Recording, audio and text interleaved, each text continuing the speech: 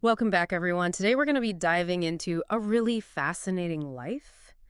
And we're going to be talking about Utbah ibn Ghazwan. A fascinating and I think very relevant figure. Absolutely. And, we always say that, but I really do think that, looking at his life, he was an early Muslim warrior. So, a lot of people hear Hmm. warrior and they think, oh, another one. Right. But what's really interesting about him is that he kind of embodies this paradox. Yeah. He was so successful on the battlefield, conquered cities, but he actually avoided wealth and leadership roles, which is really different from a lot of figures that we've seen in the past. Yeah. I think that's the thing that really drew me to him as a scholar, and I think why he remains such an important figure for us to study today Yeah. is this really interesting push and pull between worldly success. He was obviously a very capable and successful military leader, and yet this real inner piety that he had that kind of, made him turn away from those things that most people would be seeking. Yeah, and I think that's something that's really relevant to all of us today, as we're trying to figure out like what our goals are and like how much we want to, put ourselves out there. So I think there are a lot of lessons we can learn from him. Yeah. So I think to start off, one of the things that's really interesting about him is just how early he converted to Islam. Right. Like he was potentially the seventh person. Wow, that's early. Yeah, and think about that for a second. That means that he was there like right at the very beginning alongside some of the other really prominent early Muslims. Like Khadija. Exactly. Like Abu Bakr. I mean, these are people who were facing real intense persecution at the time for accepting this new faith. Yeah. To be one of the first handful of people to do that, it really does speak to like incredible courage. Absolutely. So we're not talking about somebody who, joined the movement later on when it was easier or when it was, maybe a little bit more advantageous. He was there from the very beginning, experienced all the risks and the challenges firsthand. And speaking of challenges, he participated in both hijras. So both the migration to Abyssinia Yes. and then later the migration to Medina. And, I was looking through some of your notes and it seems like you had some questions about that. Yeah, it's interesting. We have all this detail about like the Hijraz themselves and what the Muslims went through, Hmm. but we don't have a lot of information about his specific experience Mm. during those journeys, Right. which makes you kind of wonder, Yeah. like it must have been so difficult to leave behind everything that's familiar to you, to go on this journey where you don't know what's going to happen. You're facing danger, uncertainty. Right. Like, what was it like for him? Exactly. And, what stories might those journeys hold? It's like a missing piece of the puzzle. Yeah. But, even without those details, I think we get a sense of his personality from everything else that we know about him. The sources describe him as like this really imposing figure. Oh, yeah. Yeah. Tall, strong, handsome, charismatic. He commanded attention when he walked into the room. Interesting. So not the image of a scholar kind of hidden away. No. This is someone who really made an impression Absolutely. on the people around him. And it's interesting because later on, he becomes more known for his piety. But here you have this picture of him as this, like, warrior who's like, a very much a physical presence in the world. Yeah, and that contrast, I think, is what really makes his story so fascinating. Totally.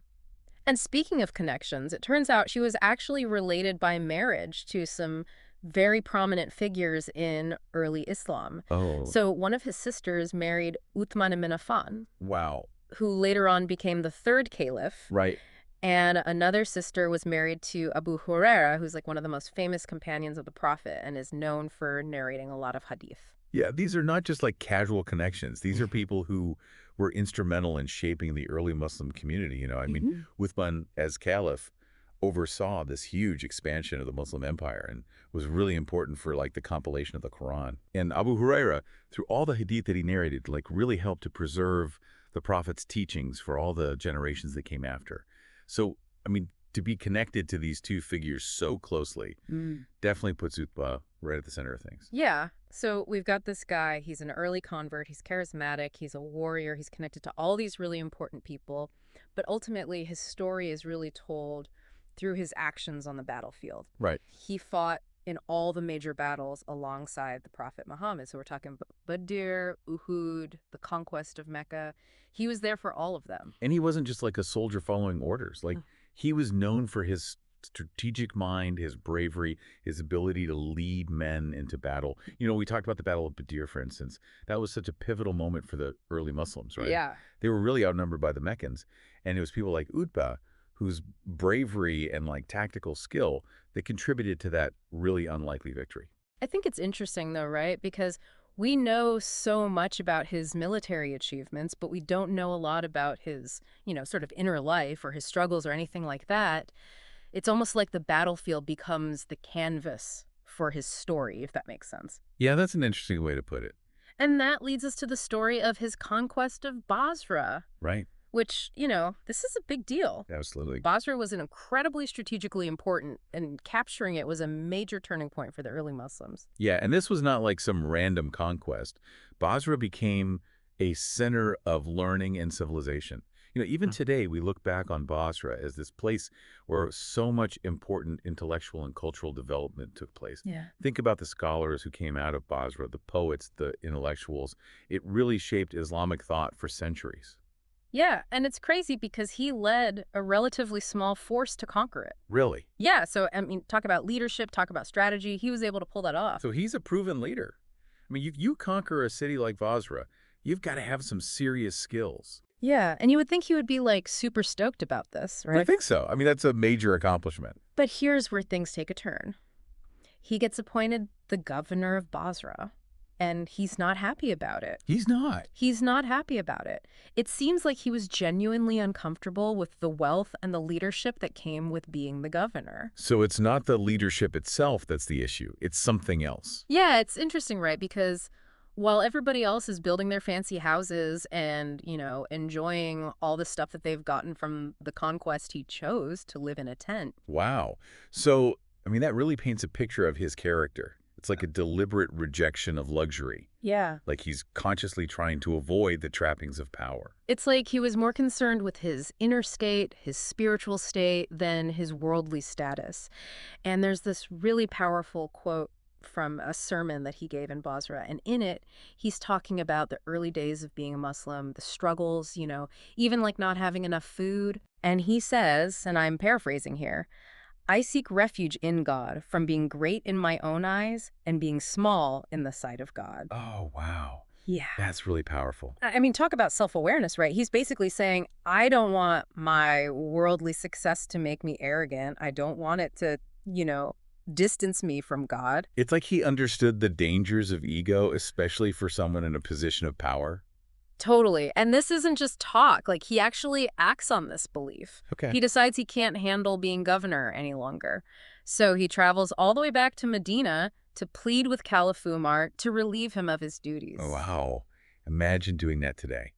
Walking away from power because it doesn't align with your values. Yeah. It's pretty radical. Yeah, and it's even more interesting when you look at how Umar responded. How did you respond? He basically told him, look, leadership is a trust from God. It's not something that you just shirk because you don't feel like doing it. Right, so it speaks to a completely different understanding of leadership. Totally. It's not about personal gain. It's not about self-importance. It's about service. It's about responsibility. It's so different from how we often think about leadership today, right? Absolutely. Today we think about, oh, I want to be the boss or I want to have all this power. But for them, it was really about serving the community. It was about fulfilling a duty. It's amazing to see how deeply ingrained that concept was in the early Muslim community. It wasn't just an abstract idea. It was something that they actually lived by. Yeah, and I think that's one of the things that makes Utbah's story so fascinating. It's you have this incredible contrast. Yeah. On the one hand, you have this picture of a powerful warrior leading armies to victory. But on the other hand, you have this humble figure who feels burdened by leadership, who chooses a tent over a palace, who travels miles just to give up his position. Yeah, he really embodies both strength and humility at the same time. It's a beautiful thing. It's a really complex picture of human nature. Yeah, it's that complexity, I think, that makes his story so captivating and so relevant to us today. Absolutely. Because it makes us question our own assumptions about what it means to be successful, what it means to be a leader. It's a story that really stays with you. It really does. It's really easy to admire Utbah's humility from a distance, but could we actually live like that today? Our world is so driven by ambition, by success, could we really walk away from a promotion, from a raise, even if it meant like staying true to our values? I'm not sure I could. Yeah, it's a challenge for sure, but that's what makes Utbah's story so powerful. It forces us to examine our own priorities, to ask ourselves, what are we really chasing after? What really matters? Right. And I think what really struck me is how uncomfortable he seemed with leadership. It wasn't that he couldn't do it. He clearly had the skills. Right, exactly. It was more about like how he understood what leadership actually meant. Remember, he saw it as service, as a trust from God, not about like puffing yourself up or getting ahead. It's so different from how we usually think about leadership, isn't it? I mean, we tend to focus on power and authority and control, but his example is like this totally different model. Yeah, it's about leading by example, by serving others, by living those values. And we see this idea in the Prophet Muhammad's leadership too. He was known for his humility, his compassion, really caring about his community. And it's not just about grand gestures, it's about the everyday stuff, the small things, like that story you shared about Utbah and his companion sharing a cloak, Oh, yeah. taking turns wearing it, each one sacrificing their own comfort for the other. Yeah, I love that story. It's such a simple act, but it's so powerful. It really reveals their mindset. It wasn't about who deserved the cloak more, who earned it. It was about putting the other person first, even if it meant being cold or uncomfortable yourself. And think about the context, right? This is a time of massive change, upheaval. The early Muslim community was facing persecution, hardship, war, and yet they still prioritize these values. It's inspiring. It really is. Yeah. It reminds us that these values aren't just some like abstract ideas. They're lived experiences tested and strengthened through difficulty. And Utbah's faith, it seems, was really a driving force through all of this. You're right. I mean, it's easy to forget that these early Muslims weren't just fighting for territory or power. They were fighting for their beliefs, for the right to practice their faith. The conviction really shines through in Utbah's story. Yeah, it's a powerful reminder that faith can be a source of such strength, resilience.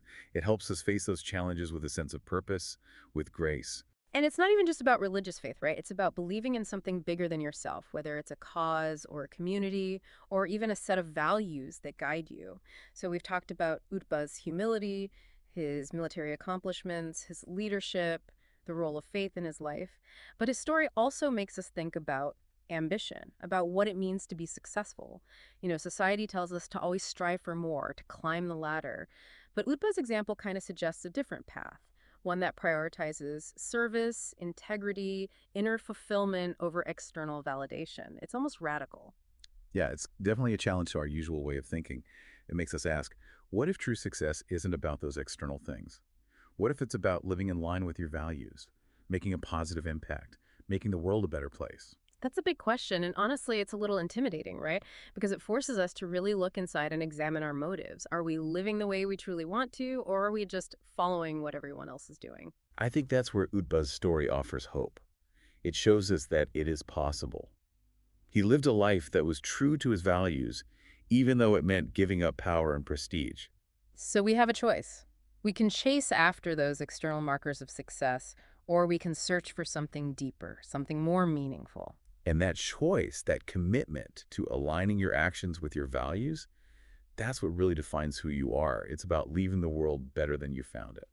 And that brings us to one of the most well-known stories about Utbah. Have you heard about the story of the cloak? Oh yeah, the cloak. What a story. So Utbah's traveling with a companion, and they only have one cloak between them. Imagine that. One cloak for the desert, the heat, the cold. Yeah, and it really emphasizes the harsh conditions they were facing. Mm. But what's amazing is how they dealt with it. Instead of fighting over the cloak, they decided to share it, Yeah, taking turns. each one sacrificing their comfort for the other. Such a small gesture, but it says so much. It really does. It shows us that their focus wasn't on themselves. It was about the community, taking care of each other, putting the group's needs ahead of their own comfort. It's like that saying, none of you truly believes until he loves for his brother what he loves for himself. Yeah, it's about empathy, putting yourself in someone else's shoes. And that idea of interconnectedness is at the heart of Islamic teachings. Understanding that our actions affect everyone around us. Exactly. And by sharing that cloak, even though he could have kept it for himself, Utbah shows us he understood that principle. It's a reminder that service, real service, often shows up in the small stuff, those everyday acts of kindness. It's about noticing what others need and helping out even when it's inconvenient. And this wasn't just a one-time thing for Utbah. That willingness to put others first, that was his whole life. Right. We see it in his reluctance to be governor, in his simple lifestyle, even in how he treated his enemies in battle. He was known for his fairness and compassion. Yeah, it really challenges how we think about warriors and leaders. We often associate those roles with being aggressive and ruthless.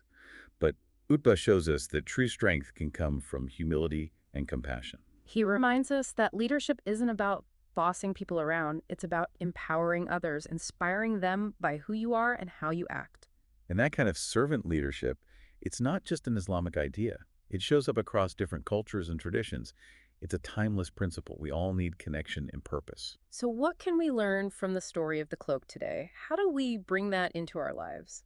It's about paying attention to those little moments where we can choose kindness, compassion, generosity, choosing to put others first, even when it's hard. It's about realizing that we're all connected.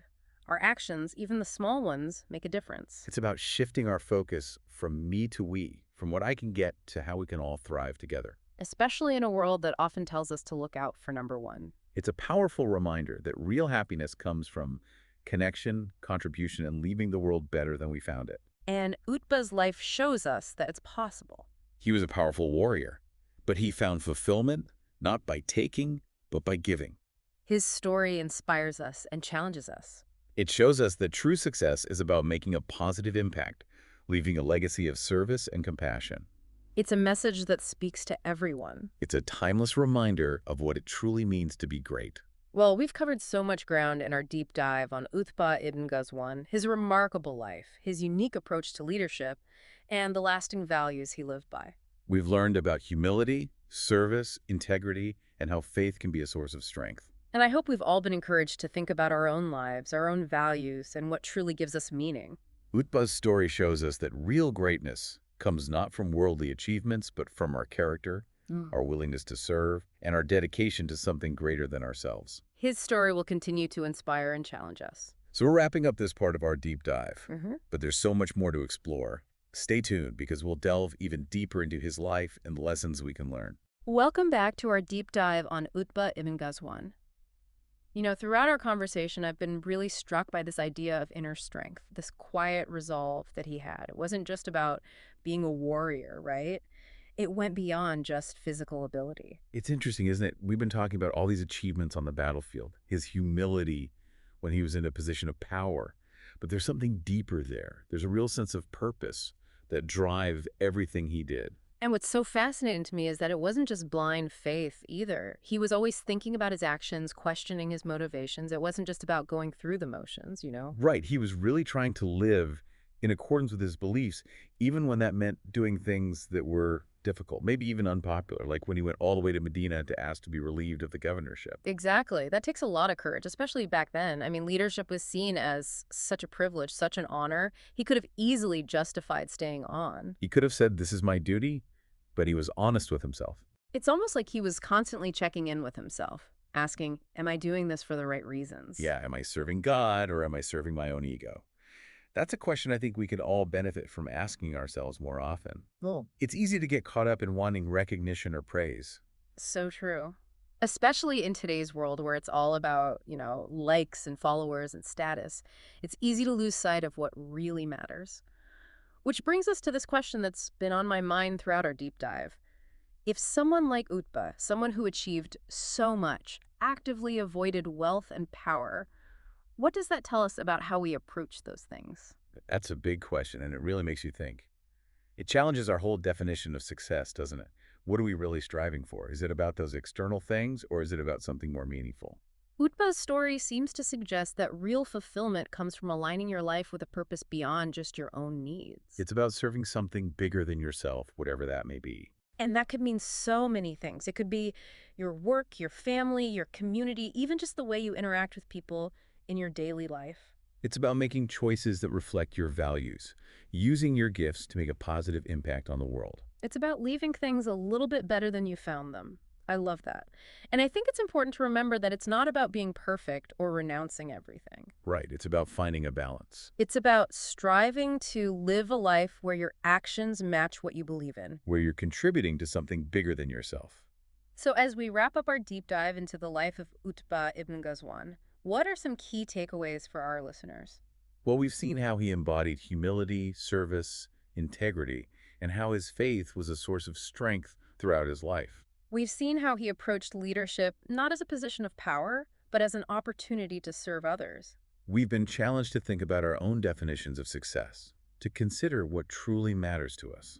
And I think, most importantly, Utbah's story reminds us that true greatness lies not in what we acquire, but in the impact we have on others. It's about living a life of purpose and meaning, a life that makes a difference. So, as we say goodbye for now, I want to encourage everyone listening to think about one small thing you can do today to live a little more like Utbah. What's one choice you can make that aligns with your values?